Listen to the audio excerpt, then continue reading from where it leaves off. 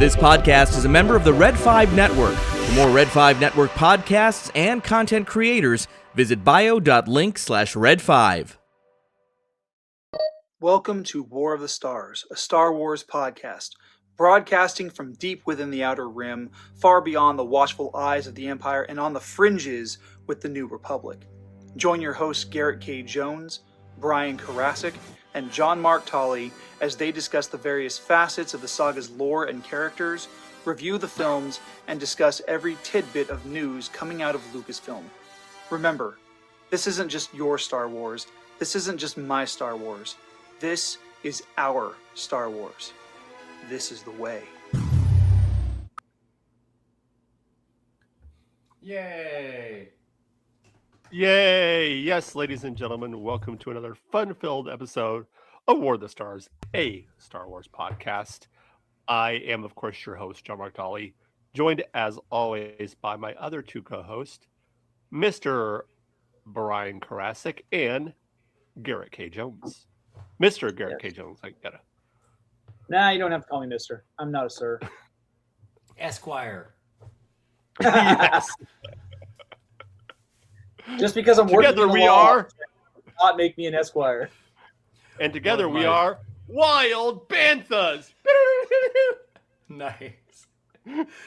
One of my dubious Star Wars fact memes. I have a little series I make of things that are completely made up, but I make them sound plausible with extraneous syllables.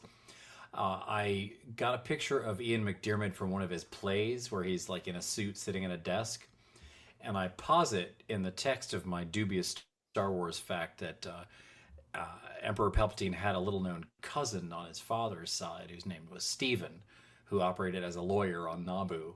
And I photoshopped a little name tag on the desk that says Steve Palpatine. it's just a fun picture because like McDiarmid's being full of the pictures. He's just like, hey, how's it going? you never get to see McDiarmid being friendly. Yeah, Stephen Palpatine Esquire. So, hey guys, before we jump into the main content of our episode today, I saw this on social media. I thought it would be fun. You're on a 10-hour flight. Where are you guys sitting?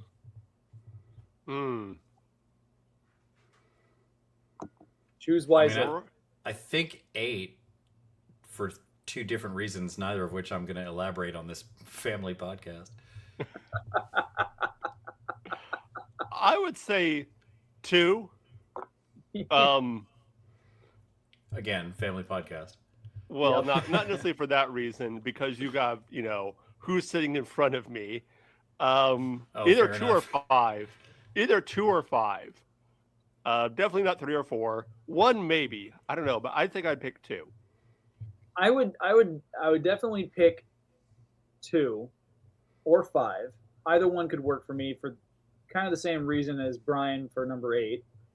But I could probably get away with sitting in either seat 7 or seat 3, and the reason being is because then I don't really have to interact with anybody. There's enough. If I said 9, I'd be insufferable for the next 2 weeks. You couldn't talk to me. There'd be no talking to me for forever. Yeah. Did you guys see somebody years ago, like the first season of Bad Batch? Somebody made character posters like they always do, like standard character posters. But they wrote the names the way she pronounces them. So yes, like Tick, Iko, Rika, Rika, Hanta. Hunter. Makes the leader of the Bad Batch be some kind of virus. Yes. As someone who has family who lives in New Zealand, that is even funnier. That's great.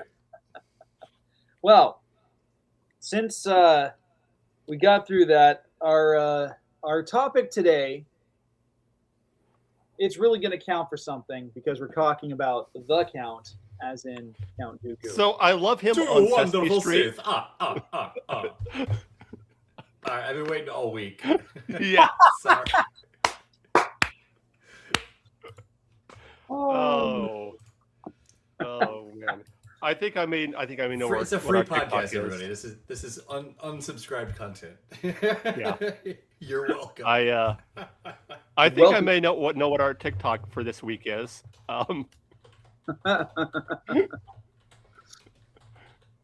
Actually, This kind of reminds me of a joke that my son told to me this weekend. Completely threw me off guard. I did not expect this. He asked me, he's like, "Hey, Dad, why does 10 plus 10 and equal 11 plus 11?" I'm like, what are you talking about? No, it doesn't. He goes, "Sure it does. 10 plus 10 is 20, and 11 plus 11 is 22. Not bad. And I'm like, who taught you how to make a pun? I mean, my son's sense of humor is, let's pull a prank on somebody. Okay, I got you. I got one for him back, Garrett. Next time geese fly overhead, sagely touch your chin. Watch them go by. What's your son's name? Logan. Logan. You ever notice when geese fly in a V, one side is always longer than the other? Yeah, Dad. You know why that is, Logan? Why is that, Dad? There's more geese on that side.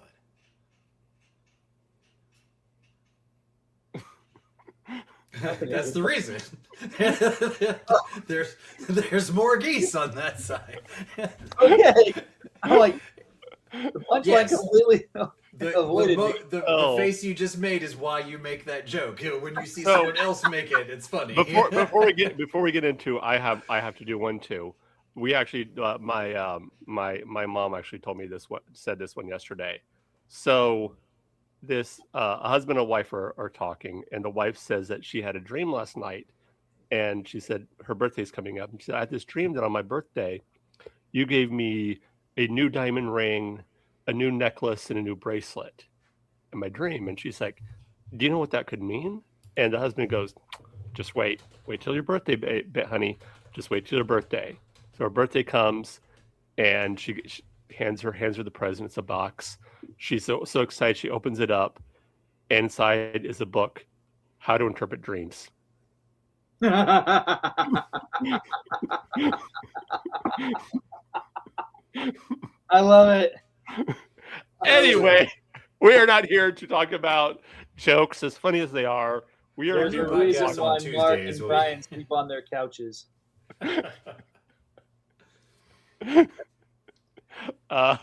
We're here to talk the one, the only Count Dooku, aka Darth Tyranus. Yes. So, what makes the question I've got for you guys is, what makes this character so interesting?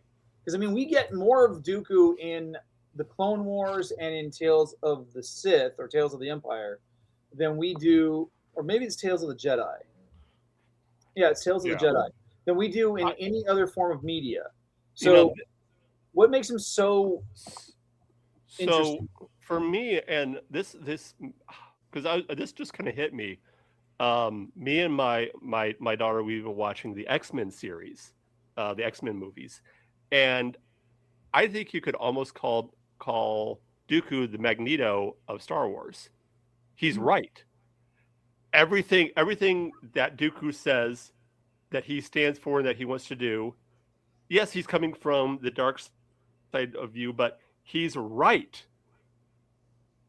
He's right about what the Jedi are doing. He's right about the Republic. Dooku was right. I mean, so is Palpatine. Magneto was right. Dooku was right. Yeah.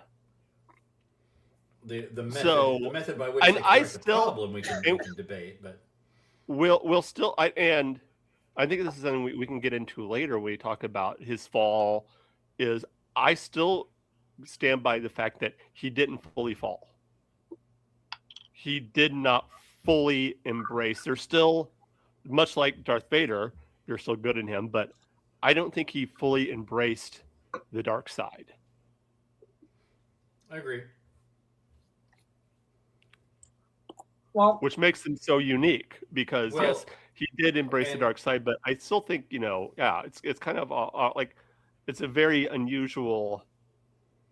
He is an interesting mirror to Maul in that Maul never had a name that wasn't his Sith name, and Dooku has a Sith name that nobody calls him. Not even Sidious refers to Dooku as. No, he does refer to him as Lord Tyranus. Ah, yes. Sorry. Yes. As I said it, but Yeah. But in the fandom, you hardly ever hear anybody call him Darth Tyranus, and most people don't know how to spell it either. So I think you're absolutely right. I think Dooku is definitely at least 1 foot on the side of the light. To him, the dark side is a means to an end. To Sidious, the dark side is the end. The means is irrelevant. The dark side is the end. But Tyrannus is using the dark side as a means to establish order and rule. He wants order. He wants power. But I think Tyrannus's main goal is the order. If he's in power, all the better. And I do think that he thinks he's best suited for it. But I think he's very comfortable being second in command. Yeah, which is not ideal for a potential Sith master. I think what's interesting about Dooku is that he makes himself known under both of his guises, which is something that Palpatine never does, at least not deliberately. yeah, People who know, and they end up getting wiped off the face of the galaxy. But Dooku actually is. What strikes me is Sidious, and he hides the Sith eyes. Maul, he had them on full display, and Maul never turns them off. Well, he just has them. We see that transformation happen with Anakin. Dooku, for all of his step into the dark, never has that happen. He never fully converts. Even throwing lightning. Nothing. Yeah. But the main difference, though, is Dooku knew when to use the lightning and when not to use the lightning. It wasn't always his go-to move. Well, I think that the thing. I hear you. Yeah. Hey, you're the one who made the point. The other thing I think when I think of Dooku is control. Of all of the Sith apprentices, Dooku had the most control. You never saw him lose control, lose his temper. What's his emotion? Right? Like What's his Darth Vader's fear, Maul is anger, Sidious is hate. Where is him? With Dooku, I think it's anger. But I think it's a controlled anger. I think he's angry. I think he's angry at what has happened to the Order. Where does fed up fall in the hate leads to fear leads to like yeah. He's just had it. Well, it's not just that. It's like there's a resentment there. Yeah. And that is where I think the emotion stems from, is the resentment, because Qui-Gon Jinn was the closest thing to a son that Dooku has ever had. And his son, for lack of a better term, was killed by his master's first apprentice. So there's a part of him that has sidled up to Palpatine for the sake of power. And he understands and recognizes the necessity. It's a necessary evil of what he's doing. But he looks for a way to overthrow Palpatine at some point, which is why he rats out the fact that there is a Sith Lord controlling the Senate. Like nothing. Yeah, but he doesn't say who. No, he doesn't say who, but the pieces are there. There's enough puzzle pieces, enough clues that it should be obvious to a Jedi Grandmaster like Yoda, and even Yoda remains completely blind to it. It should have been obvious. It shouldn't have needed Tyrannus to tell him. Right. There's a great line in the impeccable book Rise and Fall of the Galactic Empire that sums that up perfectly. The Jedi were so interested in finding the Sith who was trying to take over the galaxy, they didn't look at someone who already had. Right. The other factor is that the resentment also comes from himself. He resents what he has had to do and who he has had to become in order to attain what he has accomplished. And it is a quiet, very subsumed anger. He is angry at himself for the direction that his life has taken. But the reason why he doesn't have the moments of explosive rage, the moments of explosive fear, or anything like that, like some of the other apprentices, is the fact that he was a fully realized Jedi Master. Oh, absolutely, yeah. He was mature. It wasn't just an age thing, because I mean, we all of us know that time served on the earth has nothing to do with how your mind grows, how mature Yeah. you become. I mean, I know people. I mean, family members who were in their 70s and 80s before they passed away, who still treated themselves like victims of something that happened when they're in their teens. But like the point is that we don't see that kind of. You do see sometimes in the Clone Wars where he gets irritated by something, he gets angry, and he kind of stifles it, and he just buries it, and that's where that comes from. Just puts it in his beard. Yeah, his beard gets extra long, and sharp, and pointy. Yes. That's why it's just this giant. Have you seen? There are models, 3D print models of that beard. So it's just like a one piece of plastic that just clips on.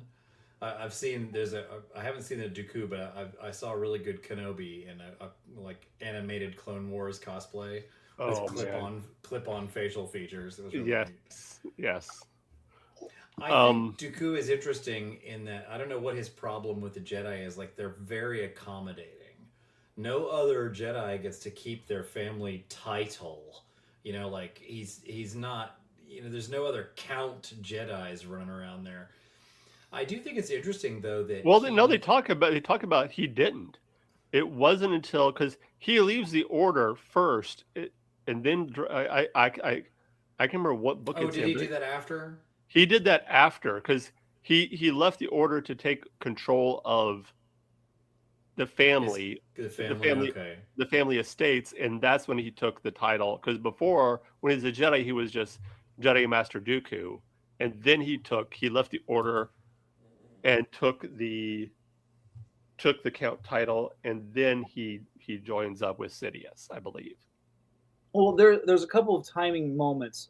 So one, his family member, whichever family member it was, probably his own father, who held the title, had passed away, and it all happened within months or weeks of Qui-Gon being taken down by Maul. And so, one, there was a responsibility on his end to go back to Sereno and take on the responsibilities of being a Count and being a political leader. On the other hand, he had, he found a reason to step away from the Order from a more personal side of things because of the loss of Qui-Gon. Yeah. We talk about how so many planets in Star Wars are like ice planet, desert planet, rock planet. I like how many planets are like Europe planet. Sereno seems like another just generic sort of Italy planet, like Naboo. Yes, exactly. Naboo, Sereno, like Coruscant is like downtown planet. Everything is just downtown. It's essentially New York with dashes of Washington D.C. Yeah. So wait a minute. So from what we've seen of it, the one time we've seen it on TV, does that make Han Solo's home planet of Corellia? Does that make that Detroit planet? Yeah, absolutely. Okay, with dashes of Colorado and Wisconsin. I had a theory at the time that the podcast I was on was being monitored, because at one point I made light. I didn't know it. We hadn't really seen Corellia when Solo movie came out, and I made reference to I don't know how tough they're struggling on the mean streets of Corellia. I mean, come on. And the phrase "mean streets of Corellia" does actually occur in the Solo movie. I'm like, can they hear me now? Are they watching? They're always watching, Brian. They're always watching. I think they are. The mouse knows all. Yeah. Although it's Corellia does get seen in another media moment towards the end of the first Force Unleashed game, because when Starkiller is building up the Alliance, the initial members, they meet on Corellia, which is because canonically the Rebel Alliance was formed on Corellia. But that's neither here nor there. We do get to see Sereno though in the Bad Batch, I What believe. season of Bad Batch? Yes. Let me check. Hold on. I am woefully behind on my Bad Batching. I'm a bad batcher.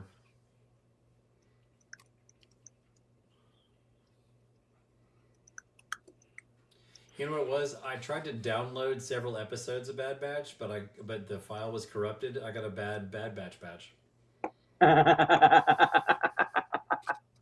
Nice. Okay. Here we go. So we actually get it in 2 episodes.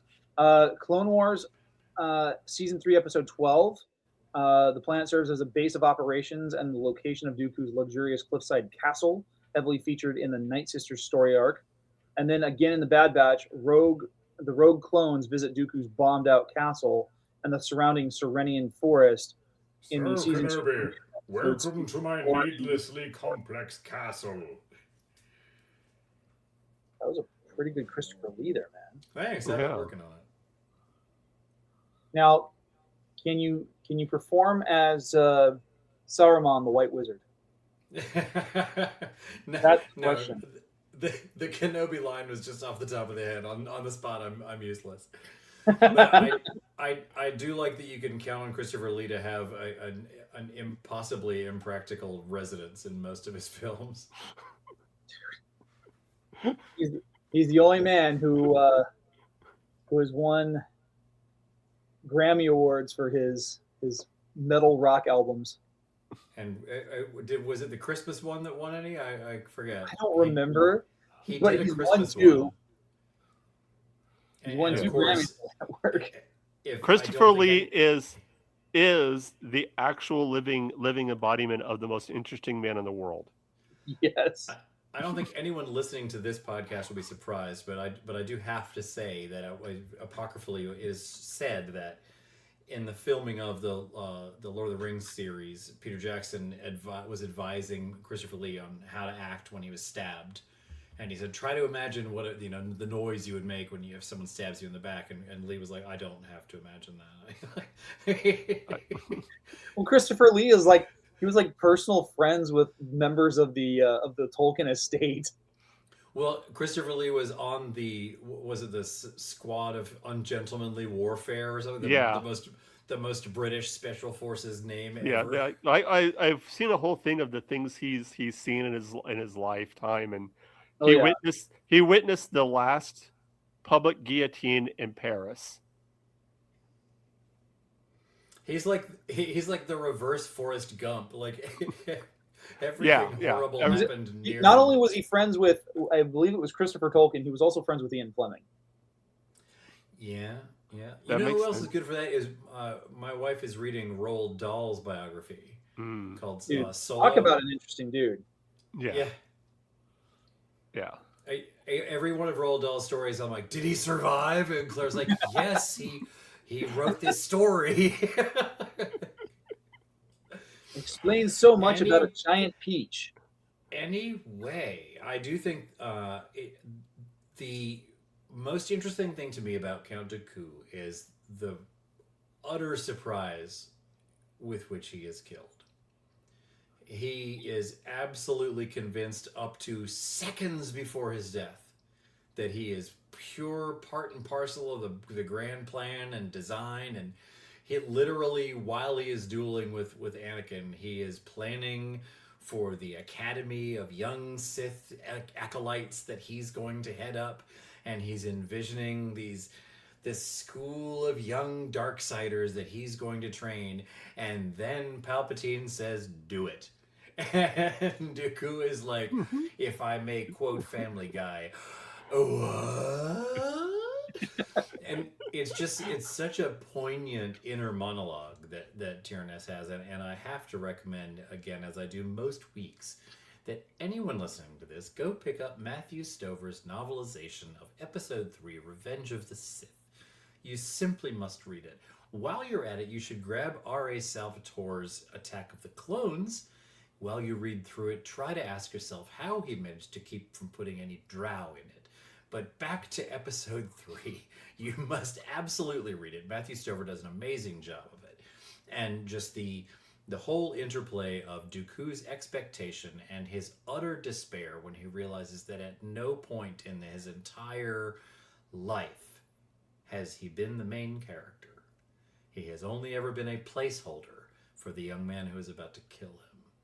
And I think that's a painful moment for him to realize. Oh, absolutely. And it's a moment that almost every apprentice of Palpatine has. There is no one who means anything to him ever.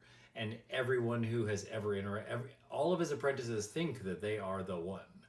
It's an interesting aspect of the Sith master-apprentice relationship. It is necessary that you believe you are the most trusted person in the galaxy, and yet you are supposed to try to kill this person at some point. So. Well, and the funny thing is I think between what Anakin experiences on that dreadnought fighting Dooku and being asked to execute him, and everything else that he's experienced throughout the Clone Wars and as Vader, like, you can, like, I mean, think about how often Vader works behind the scenes to usurp Palpatine, or at least to mitigate what Palpatine is doing. Yeah, I got like 30 comic books worth of that. Right? Like, I've been listening through Master of Evil, and the main character is an Imperial Guard, a colonel, who is specifically tasked by the ISB to learn as much about Vader as possible. And he's being tasked by Palpatine specifically to spy on Vader. And he has literally watched Vader lie to Palpatine's face. He knows Palpatine knows it's a lie. And he's not sure what to make of it. But at the same time, he's figured out that Vader and Anakin are one and the same. And it's leading him down this rabbit hole, and it's freaking him out. But what's interesting is that Vader goes through all these steps to undermine Palpatine at every turn. He's doing the very thing that every Sith apprentice should be doing. Yes. But at the same time, like, Vader is acutely aware that if he steps 1 foot out of place, if he messes up that in any way that is fatal, he knows Palpatine will cast him aside, because that's exactly what Palpatine did the moment he had Dooku dead to rights. Mm-hmm. Yeah. That is the Sith version of marrying the woman who cheated on her husband with you. That's accurate. Yeah. The woman you met who, when she was married, who cheated on her husband with you, leaves him for you to get married to you. It's difficult to spend the rest of your life like, oh yeah, not me though. It could never happen to me. Yeah, no, yeah, Vader is spending the rest of his life in that armor going, yeah, he turned on Dooku pretty quick. So yeah, that's that's an immutable aspect of the Sith master-servant relationship. And Vader, I can think of 2 instances in the Vader and Aphra comic books when Vader is exposed to Palpatine as having done something that is expressly working against Palpatine. And Palpatine knew about it all along and is proud of Vader for having done it. Mm-hmm. There's simply nothing gets past Palpatine in the books. And that's something I find. He's like the reverse Superman. At some point, like in the comic books, he's simply ineffable, and as we've discussed, the only thing that can kill him is himself, his own hubris. But that sort of thing where Vader is working behind the scenes and trying to undermine Palpatine is what he is supposed to be doing, and Dooku never had that in him, and I think Palpatine needed a sidekick, but really, I use the word glibly, but I think I raised an excellent point when I said that Dooku was a placeholder. Well, I think both of them were. I think both Maul. I think because we never see Maul up until Maul Shadow Lords, really, we never see Maul even attempt to try to overthrow Palpatine. No, that's not true. If you go back to the Clone Wars, up until the point where, well, for him, it wasn't about overthrowing. He didn't want to take power at that point. All he wanted to do was get revenge. Yeah. He wanted to kill Palpatine. He didn't care about the rest of the galaxy Right. until he started having those visions about just how bad Palpatine was and the fact that Yeah. Anakin was on the verge of becoming Vader. Yeah. After Yeah. that, that's when his aspirations for being a criminal, overlord were starting to come to fruition. Well, I mean, what I mean is during the time that albeit for a very brief time where we see him as an apprentice of Palpatine, there never seems to be a point where he's like, okay, I want to be the master now. And the same thing with Dooku. We never, like you said, there's never that moment where Dooku wants to overthrow, or seemingly wants to really overthrow Palpatine and take that. And maybe he did, but we just never really see it. Maybe it's more like Vader, where it was like in the background, in the back of his mind. I don't think Maul had that in him either. I mean, Maul was from an infant. He was just a tool. Maul was not so many degrees above a lightsaber. Well, I think part of that is because I think part of it has to do with the fact that Dooku had a sense of honor and loyalty. I mean, that's part of his upbringing from Sereno. It's part of his upbringing within the Jedi Order. So those two things resonated deeply with him.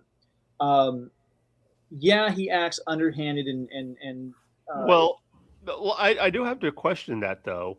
I think he did, but at the same time, he does not hesitate at all when Sidious gives him the orders to kill Ventress. Like, he doesn't hesitate at all. There's no sense of like, well, this was my apprentice and there's honors. Like, okay. Oh, he knows very clearly it is Ventress or him at that point. Right. This is, It's all self-preservation. Yeah, true. But what's interesting is if you go back into loyalty only goes so far. But it's kind of interesting because when you look at what happens of Palpatine's 3 apprentices during the prequels or during that prequel era, the only one that is taught to develop an apprentice, the only one who's instructed to do so, is Dooku. Maul was not instructed to do that. And the moment he started training Savage Opress in the way of the Force, the moment he started bringing him up as an apprentice, it turned ugly between him and Palpatine. You have become a rival. Exactly. If you look at The Force Unleashed, which is really the only time I've seen Vader have an apprentice that wasn't an Inquisitor, and technically it's not considered canon anymore, thanks Disney. But there comes a point where I didn't know the games were ever considered canon. They were considered canon up until Disney bought the franchise. Oh, okay. And because Even the story was, Even Battlegrounds? That no. time Palpatine and Vader beat up Rey on Hoth? I mean, I wouldn't mind selling tickets to that show, but but no, like it was considered canon to a point because Vader, he was not aware that Starkiller existed until he shows up on Kashyyyk. He finds the child, raises him in secret, trains him in secret to help him be a Sith assassin, and there comes a point where Palpatine finds out, and he tells Vader it's the same kind of situation as with Ventress. Kill him. Kill him now. Can I just ask you guys, do you find it amusing every time you hear somebody is raising a child in secret? We're all parents, right? Like, when are you raising a child in secret? It takes a lot of time to raise a child. Like, when is Vader sneak just for like just a minute? I've just got just real quick. Like, that's not gonna happen.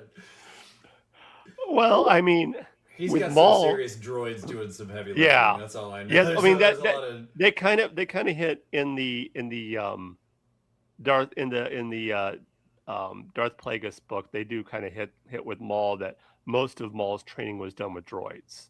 Yeah. Yeah. A lot of those Dooba Pooba droids are hanging out. Well, with him. and even then, Vader's in Force Unleashed, Vader used Proxy, who would work as a transponder as well. Like he would take on a holographic image of whoever was communicating to Starkiller through the transceiver, and That's so what I need.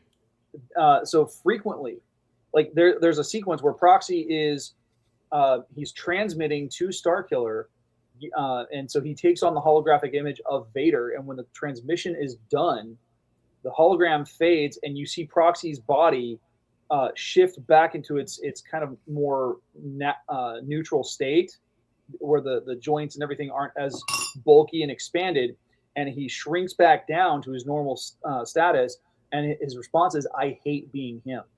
That's funny. I didn't play through the first Force Unleashed. And Starkiller responds with saying, "I think he does too." But so although dialogue.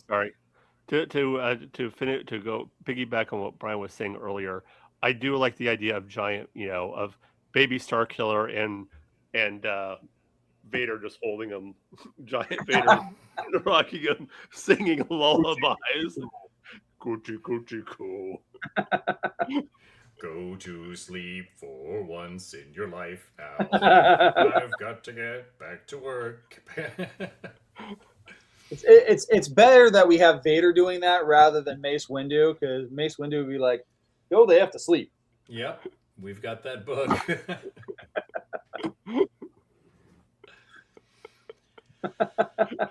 I think you mentioned that Dooku has loyalty and honor.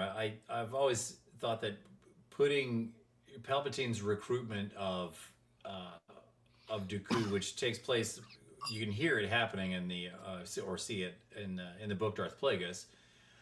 It feels like shoehorning a lawful neutral character into a lawful evil mold. If for the D20 players back of the house, he's not well suited to it. He's a powerful Force user and he's good at what he does. So yes, he's going to become a good Sith Master, and I think that's why Palpatine let Asajj Ventress go as far as she did. But yeah, with the yellow eyes, he was never gonna. I shouldn't say never gonna, but he was, as I say, he was more about the Order than the dark, and it's kind of it's a funny trope for me. You can find it on tvtropes.org, and if you haven't been to that website, you should go, but save some time when you do. But it's a funny trope that anytime you meet a British person who's interested in Order, you just maybe take a step back, because that is definitely the villain. Yes. My favorite example of this is Chiwetel Ejiofor playing the operative in Serenity. Yes, exactly. Talk about a character who's a true believer. Well, let's get him together with Dolores Umbridge, and we can talk about some Order. I'm pretty sure the operative would kill Dolores Umbridge. No, I think they'd get along great. Both of them want exactly the same thing. Yeah, that's fair. Imelda Staunton is she's such a great actress. I've seen her as the Queen. Is like, the Queen is she wants order. Yeah, but between and General. Oh, by the way, a friend of mine recently got a tuxedo cat, and they are a Star Wars fan and a First Order cosplayer. And I just want to say shout out to General Tux, the cat. Who's a good boy? Who's a good boy? That's right, you're a good boy. Okay, thanks very much. Big fan of the show. That's funny. All right. We were joking. It'd be funny to make a podcast that's just for cats, and it's three people who are just going. What you getting? What are you getting? I saw something on Instagram yesterday. It was a 3D printed clone and stormtrooper helmets, but made specifically for cats. And I'm like, oh yeah. I turned to my mom. I'm like, hey, How mad do you think Lestat would be if I did that to him? She's like, he'd kill you. That's a whole genre of hell. I've seen clone troopers, Mando helmets, like Batman, like all kinds of and cats put up with that shit. I can't believe it. I don't know cats. Yeah. That looks like a serious laceration to me. Like I know. I get lacerations just from petting the darn thing. I saw that earlier. You raised your hand up like. Damn, I think I've mentioned this before, but I heard it once said that difference between cats and dogs is when you bring a cat home from a rescue, you're bringing home your future best friend. When you bring a dog home, when you bring a cat home from a shelter, you're bringing home your future murderer. You're not wrong. I have the wounds to prove it. I swear, my wrists aren't this hairy. A comedian I really like, Pete Holmes. Check out his podcast. You Made It Weird with Pete Holmes. He has a bit. He realized he's a cat person because 50% of the orders, the commands he gives his dog are go live your life. Like, what do I have to be part of it? Like he feels like your dog loves you, but it would also love a bag of sticks with your T-shirt on it. Like a cat, you kind of got to earn it. But anyway, back to Dooku. I do want to call out those of you who have not read Dark Disciple. You should probably go home and go to the library, pick that up. We'll wait.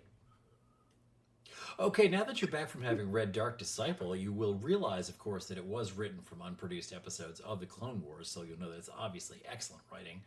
Christy Golden and Katie Lucas put that together for you. There's a great scene in that where Asajj Ventress and Quinlan Vos have been working together to attempt to assassinate Count Dooku. Spoiler alert, they don't succeed, but they do fall in love and romantic hijinks ensue. But at one point, Dooku, to correct this, recruits Quinlan Vos to the dark side. Very nice. Well done, Dooku. And meanwhile, Asajj Ventress has sort of found her way back to the light through her love for Quinlan Vos, and she is mourning the loss of Quinlan to the dark side while in captivity aboard Dooku's vessel.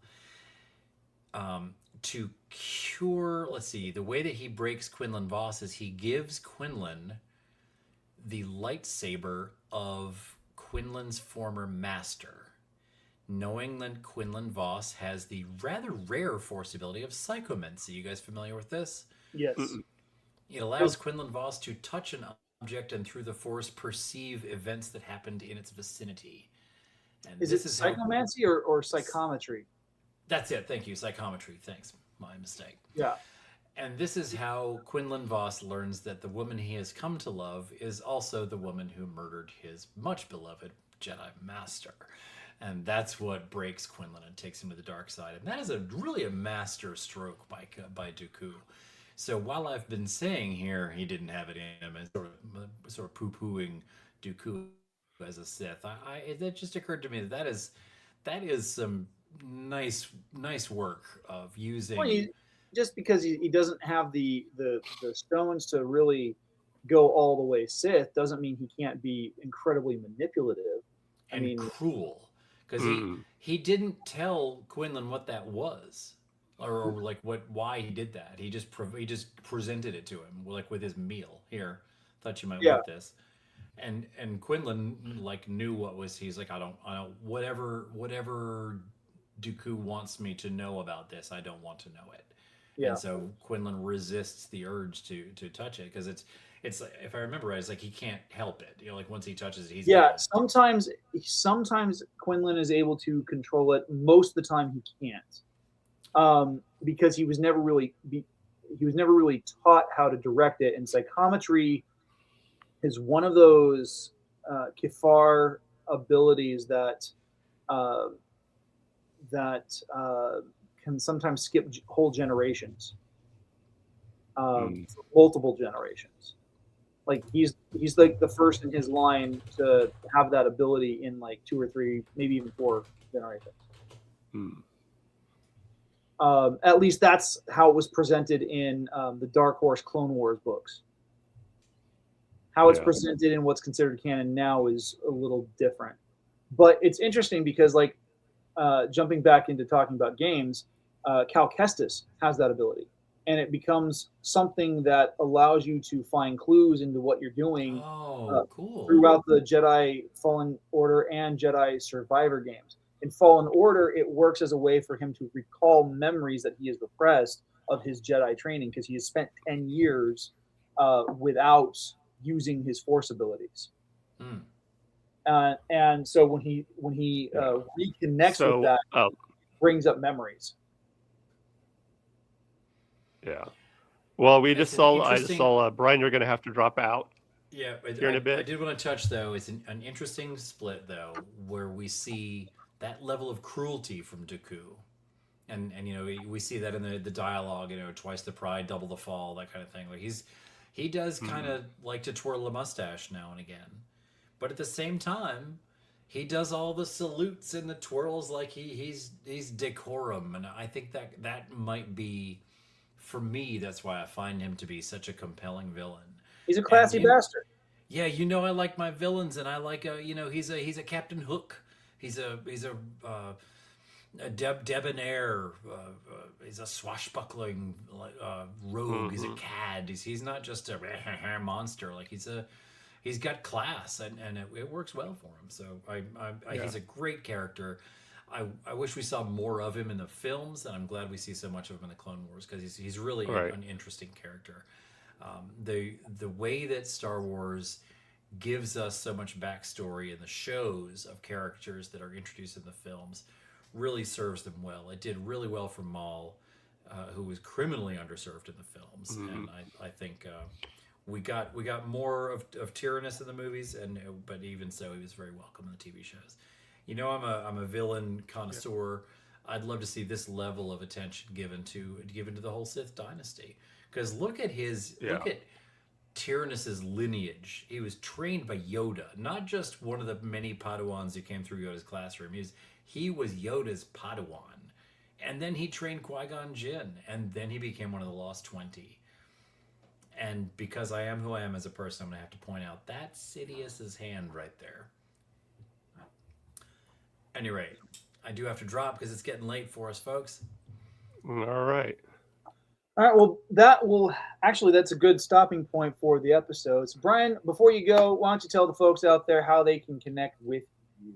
Come see me at the Sith Library and Archives on Facebook. I post as Darth Tyranus there. It's a lovingly curated collection of dark side and Sith-focused art, humor, and culture. I also just recently started working with the good folks at the Galactic Empire, also on Facebook. I post as Lieutenant Commander Merryweather out there. That's more of a military and governmental type stuff, but it's still dark side stuff. Always fun, always enjoyable. Come see us out there. Yeah. And then for me, you guys can connect with me on Instagram and X at GKJ_publishing, where I talk about my books. I talk about my show, The Right Way, which is getting ready to launch its season finale in just the next week or so. And then I participate in another podcast with my co-host Janae on Feast of Fandoms. It's called Snackame, where we eat snacks, we talk anime, and we have a lot of fun. Our last episode just aired a couple weeks ago. We talked about the show Spy Family, found on Hulu and Disney Plus. Definitely something to check out. We had a special guest, Tyler from the Geek Gauntlet, who joined us, and he will be joining us again later this month as we discuss our next anime series. Nice. All right. As for us right here, if you want to get a hold of us, you can do so a few ways. You can email us, warthestars1@gmail.com. We are also on all other social media, Blue Sky, Instagram, Twitter, or X. YouTube and TikTok is at warthestars77. Go check that out. We're doing a lot of fun stuff over there. If you want to support the show, kofi.com/warthestars. That is ko-fi.com/warthestars. Or go to spreadshirt.com/shop/war-of-the-stars. And you can find links to these on most of our social networks. So just remember that. Sorry. We are, of course, as we mentioned, a proud member of the Feast of Fandoms family. Check out all the shows of Feast of Fandoms. Literally something for every type of fandom. We are also part of the Red 5 Network. check out that. Just go to Twitter, check out Red 5 Network, and you can find all the information on the Red 5 Network shows there. Next week, since we talked about Count Dooku, we are going to be talking about the Separatist Movement, or officially the Confederation of Independent Systems, next week. So until then, remember, this is not just my Star Wars. This is not just your Star Wars. This is our Star Wars. May the Force be with you.